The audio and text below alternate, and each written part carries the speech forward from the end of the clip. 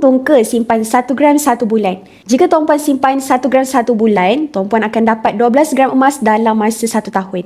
12 gram hari ini, simpanan Tuan Puan akan ada sekitar RM8,400. 1 tahun kemudian, Fad yakin 12 gram yang Tuan Puan telah berjaya kumpul akan dapat lebih RM8,400. Simpanan emas ni sangat-sangat ajaib. Bila kita simpan emas ni Tuan Puan, kita akan jadi lebih konsisten dan kita akan rasa nak tambahkan lebih banyak gram emas. Tapi berbeza bila kita simpan duit. Jika simpan duit, makin lama makin sikit. Kenapa? Kita akan rasa nak terguna dan memang sifat duit untuk dibelanjakan, bukan untuk disimpan. Dekat tangan Fad ni adalah 5 dinar emas, beratnya 21.25 gram. Nilainya hari ni hampir RM16,000. Cuba Tuan Puan bayangkan jika RM16,000 sekarang, Fad bawa ke mana-mana, pasti kuantitinya makin lama makin sikit. Tapi dengan 5 dinar ni Tuan Puan, tak semudah itu untuk kita belanjakan.